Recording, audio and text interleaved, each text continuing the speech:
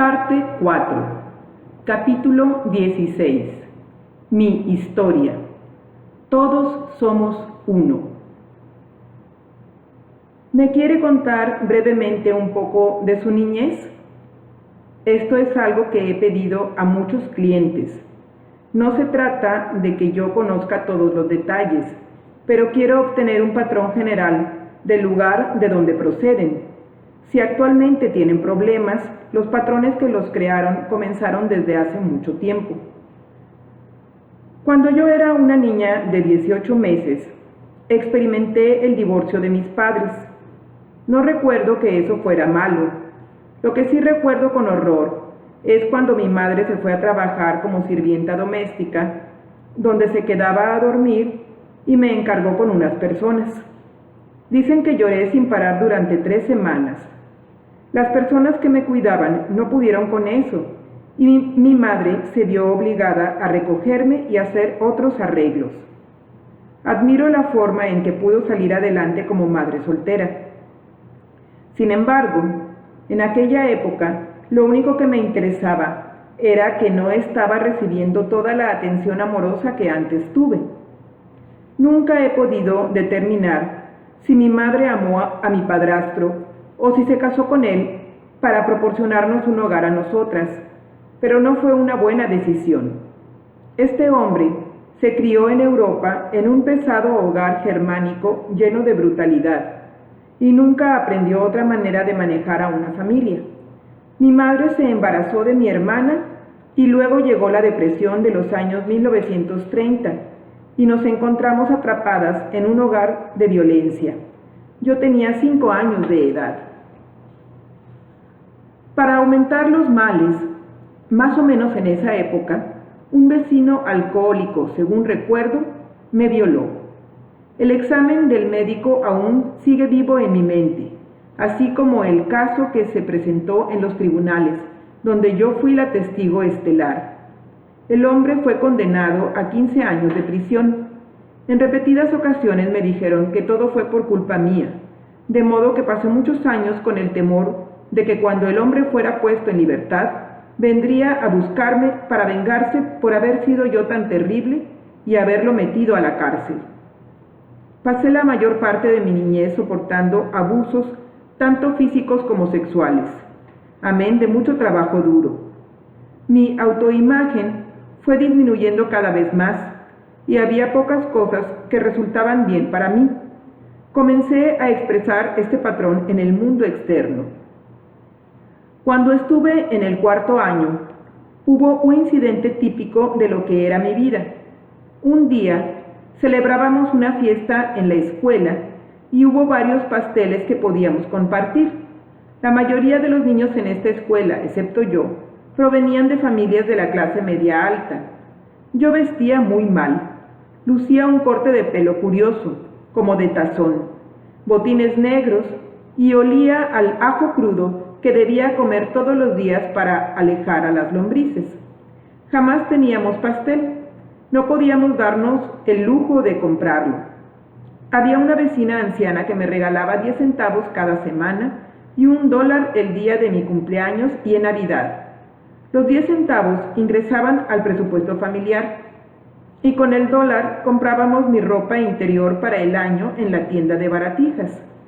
De modo que ese día había una fiesta en la escuela y había tanto pastel que al partirlo, algunos niños que podían comer pastel casi todos los días estaban recibiendo 2 y 3 rebanadas.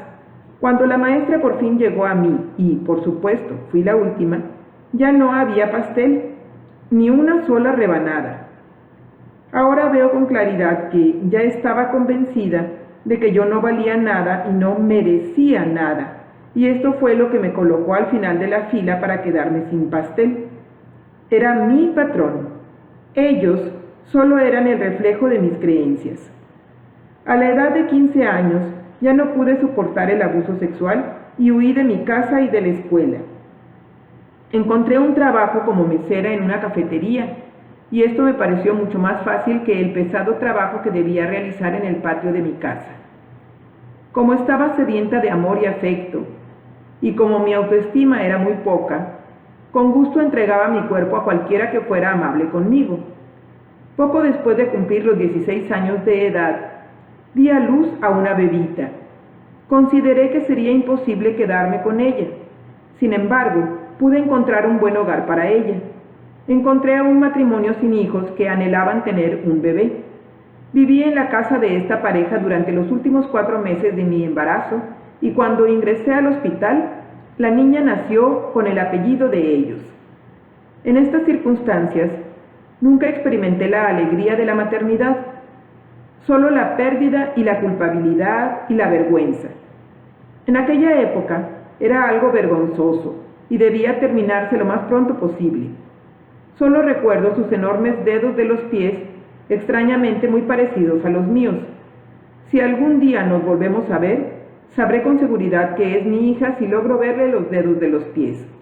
Me fui para siempre cuando la niña tenía 5 días de edad.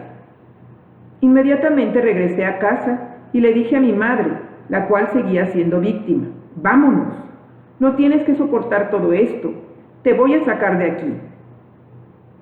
Y mi madre se fue conmigo, dejando a mi hermana de 10 años de edad, quien siempre había sido la consentida de papá, para que se quedara con él. Ayudé a mi madre a conseguir un trabajo como empleada doméstica en un pequeño hotel y la instalé en un apartamento donde ella se sentía libre y cómoda. Consideré que mis obligaciones habían terminado. Viajé a Chicago con una amiga para una estancia de 1 mes y tardé 30 años en regresar.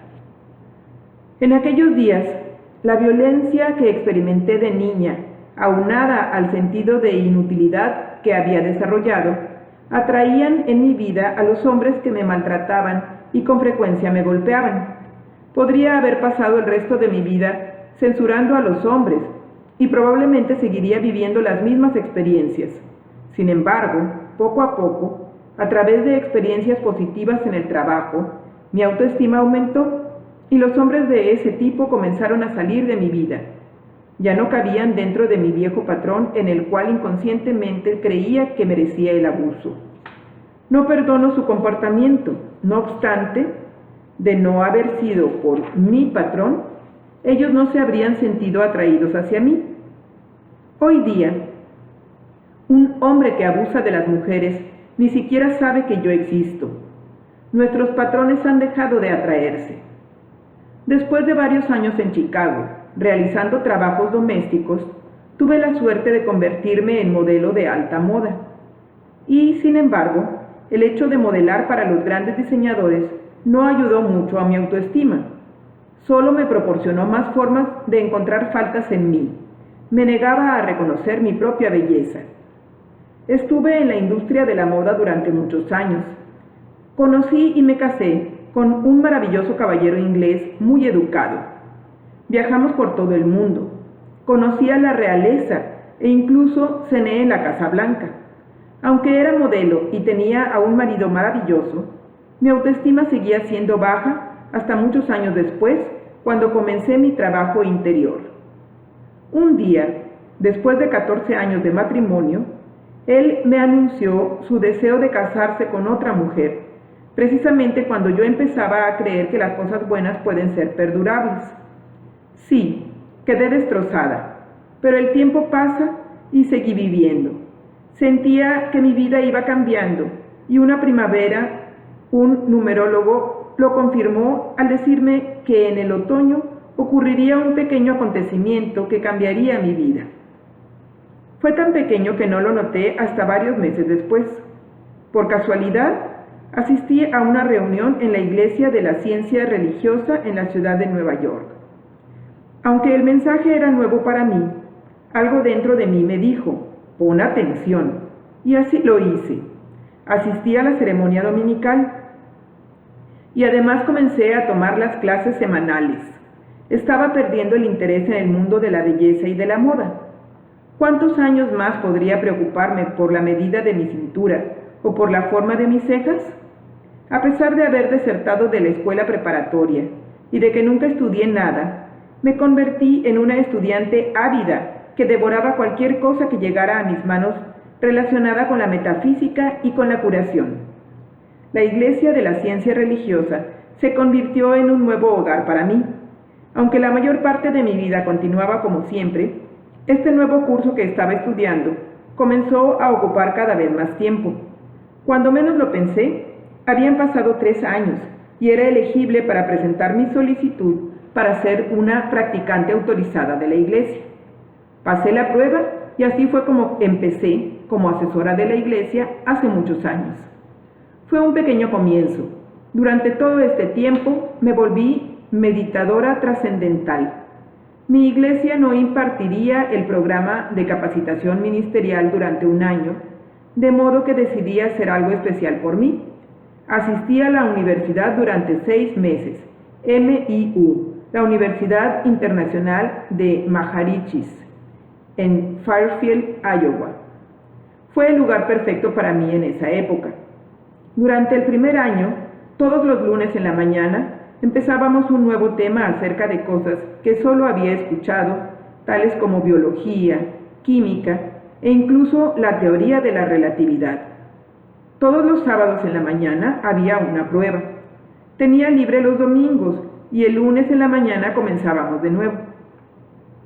No existían las distracciones típicas de mi vida de la ciudad de Nueva York. Después de la cena, todos nos íbamos a nuestras habitaciones a estudiar. Yo era la alumna más vieja y me encantó. No se permitía fumar, ni beber, ni las drogas, y meditábamos 4 veces al día. El día en que salí, pensé que me derrumbaría con el humo de cigarrillos que había en el aeropuerto. Regresé a Nueva York a reanudar mi vida. Pronto comencé a tomar el programa de capacitación ministerial. Me volví muy activa en la iglesia y en sus actividades sociales. Empecé a impartir conferencias en las reuniones de mediodía y comencé a visitar clientes. Pronto esto se convirtió en una carrera de tiempo completo. Debido al trabajo que estaba realizando, me inspiré para escribir el librito Heal Your Body, Sana tu Cuerpo, el cual comenzó como una sencilla lista de causas metafísicas para enfermedades físicas en el cuerpo. Comencé a dar conferencias y a viajar e impartir pequeñas clases. Luego, un día, diagnosticaron que padecía cáncer. Con los antecedentes de mi violación a los 5 años de edad y después de haber sido una niña maltratada, no era de extrañarse que se manifestara el cáncer en la región vaginal. Como cualquier otra persona a quien se le acaba de informar que tiene cáncer, sentí pánico y, sin embargo, debido a mi trabajo con los clientes, sabía que la curación mental sí funcionaba y ahora tenía la oportunidad de comprobarlo. Después de todo, escribí el libro sobre patrones mentales y sabía que el cáncer es una enfermedad causada por el profundo resentimiento que se ha guardado durante mucho tiempo, hasta que literalmente corroe el cuerpo. Me había negado a disolver toda la ira y resentimiento contra ellos debido a mi niñez. No podía perder el tiempo, ahora tenía mucho trabajo. La palabra incurable, tan espantosa para muchas personas, para mí significa que esta condición determinada no puede ser curada por medios externos y que necesitamos penetrar al interior para encontrar la curación. Si me sometía a una operación para eliminar el cáncer sin despejar el patrón mental que lo creó, entonces los médicos seguirían cortando a Louise hasta que no quedara nada. No me agradaba la idea. Si me sometía a una operación para quitar el tumor canceroso y también despejaba el patrón mental que lo causaba, entonces no volvería. Cuando el cáncer o cualquier otra enfermedad vuelve, no creo que se deba a que no lo eliminaron todo, sino que más bien el paciente no hizo cambios mentales. La persona solo vuelve a crear la misma enfermedad, quizá en otra parte del cuerpo. También creía que si pudiera despejar el patrón mental que creó este cáncer, entonces ni siquiera necesitaría la operación. De modo que actué para ganar tiempo y los médicos de mala gana aplazaron la operación 3 meses cuando les dije que no tenía el dinero necesario. Inmediatamente asumí la responsabilidad de mi curación. Leí e investigué todo lo que pude encontrar sobre formas alternativas que ayudaran al proceso de mi curación. Me dirigí a diversas tiendas dedicadas a la venta de alimentos naturales y compré todos los libros que tenían sobre el cáncer. Fui a la biblioteca y leí más. Investigué la reflexología de los pies y la terapia del colon y consideré que ambas me beneficiarían. Parecía que alguien me dirigía a las personas adecuadas. Después de leer acerca de la reflexología de los pies, quise encontrar a un profesional. Asistí a una conferencia y, aunque normalmente me siento en la primera fila, esa noche me sentí obligada a sentarme atrás. En un minuto llegó un hombre y se sentó a mi lado y adivina qué, era reflexólogo de los pies que estaba visitando el lugar. Me visitó 3 veces por semana durante 2 meses y me ayudó muchísimo. También sabía que necesitaba amarme mucho más. Había muy poco amor expresado durante mi niñez y nadie había logrado que me sintiera bien conmigo misma. Yo había adoptado sus actitudes de criticarme y censurarme, lo cual se había convertido en algo mecánico. Había llegado a comprender, a través de mi trabajo con la iglesia, que era esencial que me amara y me aprobara. Y, sin embargo, yo seguía aplazándolo, como esas dietas que siempre se comenzarán mañana, pero yo no podía aplazarlo. Al principio, me era sumamente difícil pararme frente al espejo y decir, Louise, te amo, realmente te amo. No obstante, a medida que fui persistiendo, encontré que surgieron varias situaciones en mi vida donde, en el pasado, me habría censurado y ahora, debido al ejercicio frente al espejo y otros trabajos, no lo estaba haciendo. De alguna manera, iba progresando. Sabía que era necesario despejar los patrones del resentimiento que había estado guardando desde la niñez. Era imperativo que yo dejara la culpabilidad. Ciertamente, había tenido una niñez sumamente difícil, con mucho abuso, mental, físico y sexual. Pero eso sucedió muchos años antes y no justificaba la forma en que me trataba actualmente. Literalmente me estaba comiendo mi propio cuerpo, con un tumor canceroso, porque no era capaz de perdonar. Había llegado el momento de ir más allá de los incidentes en sí y comenzar a comprender los tipos de experiencias que pudieron haber creado a personas capaces de tratar a una niña de esa manera. Con la ayuda de un buen terapeuta, expresé toda la vieja ira acumulada, golpeando las almohadas y gritando de rabia. Con esto me sentí más limpia. Después, comencé a unir los pedazos de las historias que mis padres me habían contado acerca de su niñez. Empecé a tener un panorama más claro de sus vidas. Con mi creciente comprensión y desde el punto de vista de una adulta, comencé a sentir compasión por el dolor de ellos y así, poco a poco, la culpabilidad empezó a desvanecerse. Además, busqué un buen nutriólogo para que me ayudara a limpiar y desintoxicar mi cuerpo de toda la comida chatarra que había comido a través de los años. Aprendí que los alimentos chatarra se acumulan y crean condiciones tóxicas en la mente. Me dieron una dieta sumamente estricta con mucha verdura verde y casi nada más. Incluso tuve colónicos 3 veces por semana durante el primer mes. No me sometí a la cirugía. Sin embargo, como consecuencia de toda la limpia mental y física, 6 meses después de mi diagnóstico, pude lograr que la profesión médica estuviera de acuerdo con lo que yo sabía, que ya no tenía ni siquiera un rastro de cáncer. Ahora sabía, por experiencia propia, que la enfermedad puede curarse si estamos dispuestos a cambiar la forma en que pensamos, creemos y actuamos. En ocasiones, lo que parece ser una gran tragedia se vuelve el mayor bien en nuestra vida. Aprendí mucho de esa experiencia y llegué a valorar la vida de una nueva manera.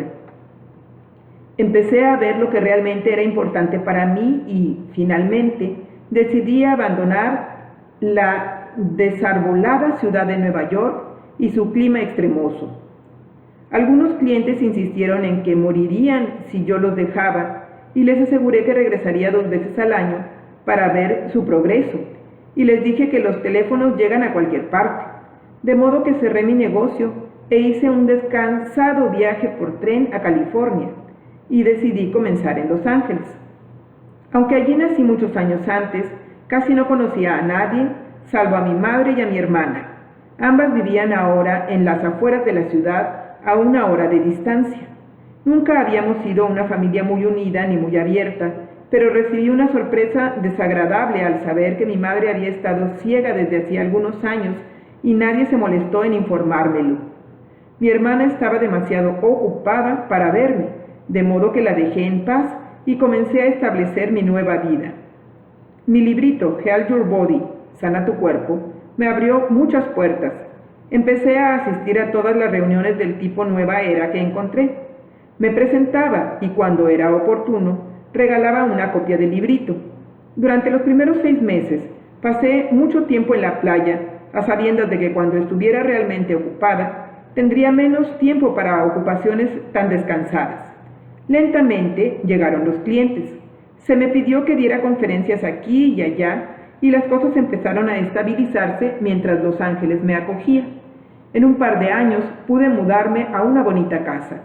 Mi nuevo estilo de vida en Los Ángeles constituyó un gran cambio en cuanto a conciencia de mi formación anterior. Las cosas iban muy bien aquí. Con cuánta rapidez pueden cambiar nuestras vidas por completo. Una noche recibí una llamada telefónica de mi hermana, la primera en 2 años. Me informó que nuestra madre, que ahora tenía 90 años de edad y estaba casi sorda, se había caído y se había fracturado la espina. En un segundo, mi madre cambió de una mujer fuerte e independiente a una niña inútil sufriendo. Se rompió la espina y también rompió el muro del misterio que rodeaba a mi hermana. Finalmente empezamos a comunicarnos. Descubrí que mi hermana también padecía de un severo problema en la espina que le impedía sentarse y caminar y que era sumamente doloroso. Sufría en silencio y aunque parecía anoréxica, su esposo no sabía que estaba enferma. Después de pasar 1 mes en el hospital, mi madre estaba lista para volver a casa, pero de ninguna manera podía atenderse sola, de modo que se fue a vivir conmigo. Aunque yo confiaba en el proceso de la vida, no sabía cómo podría manejar todo esto, de modo que le dije a Dios: está bien, yo me encargaré de ella, pero tienes que ayudarme y tienes que proporcionarme el dinero. Las dos tuvimos que adaptarnos. Mi madre llegó un sábado y el siguiente viernes yo necesitaba ir a San Francisco por 4 días. No podía dejarla sola y tenía que viajar. Dije: Dios, tú encárgate de esto. Necesito tener a la persona adecuada para que nos ayude antes de partir. El siguiente jueves, la persona perfecta apareció y se mudó a mi casa para organizarla para mi madre y para mí. Fue otra confirmación de una de mis creencias básicas. Lo que necesito saber me es revelado y lo que necesito me llega en el correcto orden divino.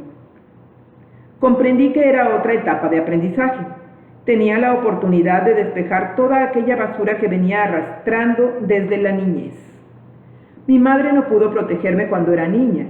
Sin embargo, yo sí podría atenderla ahora y lo haría. Entre mi madre y mi hermana se inició toda una nueva aventura. Fue otro reto proporcionar a mi hermana la ayuda que me solicitaba. Supe que cuando rescaté a mi madre años atrás, mi padrastro volcó su ira y su dolor contra mi hermana, y fue su turno de ser maltratada. Comprendí que lo que había comenzado por ser un problema físico fue sumamente exagerado por el miedo y la tensión, además de la creencia de que nadie podría ayudarla. De modo que allí estaba Louise, que no deseaba ser salvadora, y sin embargo quería darle a su hermana la oportunidad de optar por el bienestar en este momento de su vida. Poco a poco empezó a desenredarse todo, y aún continúa. Progresamos paso a paso, mientras lucho por proporcionar un ambiente de seguridad, mientras exploramos diversas avenidas alternas de curación. Por otra parte, mi madre reacciona muy bien. Se ejercita de la mejor manera que puede 4 veces al día. Su cuerpo se va fortaleciendo y es más flexible. La llevé para que le pusieran un aparato auditivo y entonces se interesó más en la vida. A pesar de sus creencias en la ciencia cristiana, la persuadí para que le quitaran una catarata de un ojo. ¡Qué alegría cuando empezó a ver de nuevo y nosotros pudimos ver el mundo a través de sus ojos! Está tan contenta porque puede volver a leer. Mi madre y yo empezamos a encontrar el tiempo para sentarnos a platicar como nunca antes lo habíamos hecho. Nació una nueva comprensión entre las dos. Hoy día ambas somos más libres mientras lloramos y reímos y nos abrazamos. Algunas veces ella me exaspera, lo cual solo me indica que hay algo más que debo aclarar. Mi trabajo continúa a un nivel siempre creciente. El número de mis empleados ha crecido bajo la dirección de mi gerente personal, Charlie Herke. Ahora tenemos un centro con clases y con un programa para internos. Así es mi vida ahora, en el otoño de 1984.